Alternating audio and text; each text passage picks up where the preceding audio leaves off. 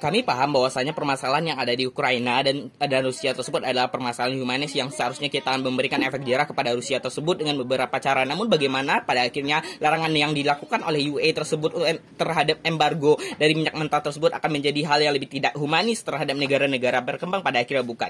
Lihat bagaimana status quo yang ada terjadi saat ini. Yang pertama, negara berkembang adalah negara yang memiliki sedikit lahan pangan sehingga pada akhirnya mereka lebih bergantung terhadap pangan yang masih diimpor. Seperti Indonesia masih banyak mengimpor beras dari luar negeri seperti beras Thailand, Filipina, dan lain sebagainya. Ini buruk ketika kita mengembargo minyak mentah, produksi terbesar dunia terhadap minyak mentah yaitu Rusia. Dengan adanya larangan UE tersebut, maka pada akhirnya produktivitas minyak mentah yang berada di skala internasional itu akan menjadi lebih sulit. Hal ini akan mengakibatkan terjadinya kelangkaan minyak mentah sehingga pada akhirnya BBM ataupun implementasi minyak mentah lainnya akan menjadi naik harganya. Ini akan buruk ketika kita sebagai negara berkembang masih bergantung terhadap pangan-pangan yang diimpor, maka pada akhirnya kita membutuhkan yang namanya biaya transportasi, pada akhirnya bukan. Dengan adanya biaya transportasi tersebut, ketika BBM mahal, maka pada akhirnya biaya transportasi akan menaik. Pada akhirnya dengan biaya transportasi naik, maka pada akhirnya kita sebagai negara berkembang akan mengalami kesulitan untuk memenuhi kebutuhan pangan kita, dikarenakan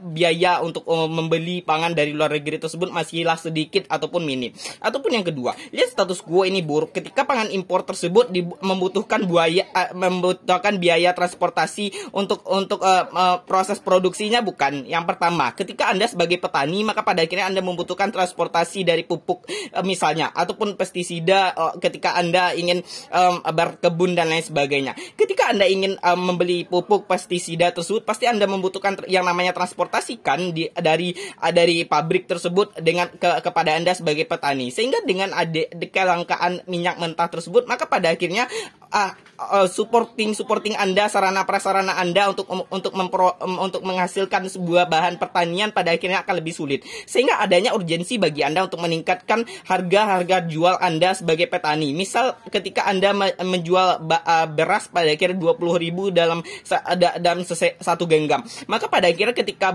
biaya produksi Anda menjadi lebih mahal dikarenakan adanya kelangkaan dari BBM tersebut, maka pada akhirnya adanya urgensi Anda untuk menaikkan nilai jual Anda seperti 25.000 dan lain sebagainya. Ini akan buruk dikarenakan apa? Negara berkembang bergantung kepada Anda. Ketika Anda menaikkan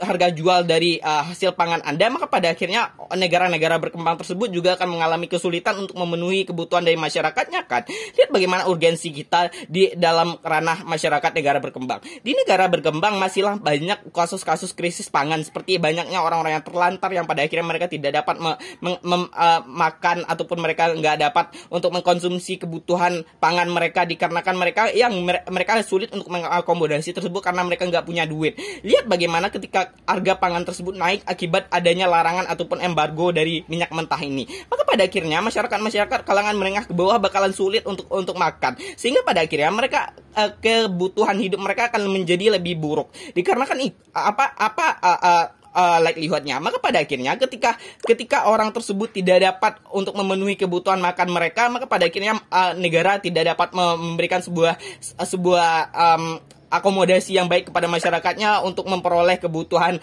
pangan ataupun kebutuhan primer mereka, pada akhirnya bukan. Maka pada akhirnya negara mempunyai sebuah kewajiban moral untuk memberikan makan kepada masyarakatnya. Kalau misalnya harga-harga pangan tersebut mahal karena adanya embargo dari minyak bumi tersebut, maka pada akhirnya negara sudah gagal untuk mengakomodasi masyarakatnya.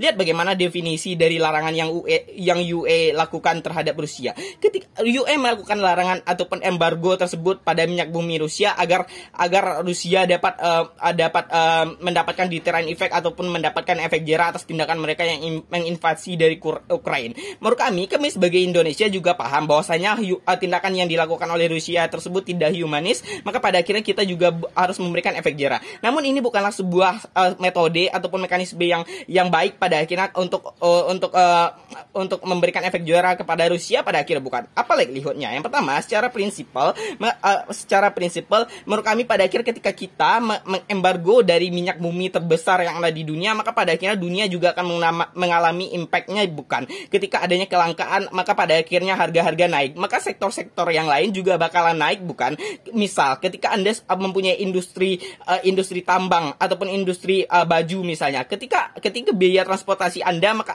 biaya total Anda akan naikkan, maka pada akhirnya ada probabilitas Anda untuk meningkatkan harga jual Anda, sehingga aksesibilitas dari pembeli Anda akan tertahankan. Maka pada akhirnya secara prinsip ini nggak bisa dibenarkan kalau misalnya kita mengembargo satu hal yang besar dan hal yang sangat urgent berdampak bagi seluruh bidang seperti minyak mentah ini. Ataupun yang kedua, ini juga nggak sesuai dengan ini nggak sesuai dengan secara prinsip, karena ini adalah masalah yang harus diselesaikan oleh dua negara. Maka pada akhirnya kita juga nggak boleh untuk memberikan sebuah efek domino kepada negara-negara lain kan, dan ini terbukti dengan argumentasi saya yang pertama. Ataupun yang kedua, menurut kami ini nggak sesuai dengan prinsip Anda sebagai G20 terkait dengan tujuan Anda sustainability dari bumi tersebut, seperti untuk menghindarkan climate change dan lain sebagainya.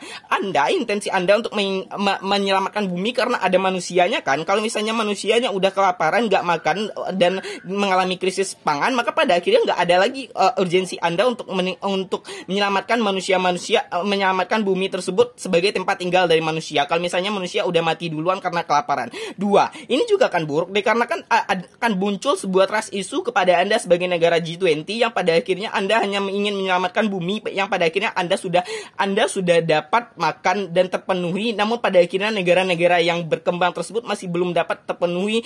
Anda hanya ingin menyelamatkan diri Anda sendiri dikarenakan ya Anda dapat makan, tapi negara-negara lain Anda biarkan untuk krisis pangan dan lain sebagainya. Maka intensi Anda sebagai G20 bakalan sulit dikarenakan negara-negara berkembang ini juga bakal muncul trust issue di sisi mereka kan, dikarenakan Anda cuma mikirin diri Anda sendiri, mikirin bumi aja, namun makan kami nggak kamu pikirin, sehingga pada akhirnya intensi orang untuk bantu Anda untuk mewujudkan visi misi G20 pada akhirnya akan menjadi lebih buruk. Sehingga mengapa pada akhirnya Indonesia mempunyai peran penting dalam mengajukan ini, karena ya Indonesia adalah salah satu negara berkembang, dan yang kedua Indonesia punya SDA, maka pada akhirnya bargaining power dari Indonesia tersebut di ranah G20 akan menjadi akan kuat, dan pada akhirnya negara berkembang akan terselamatkan. Terima kasih.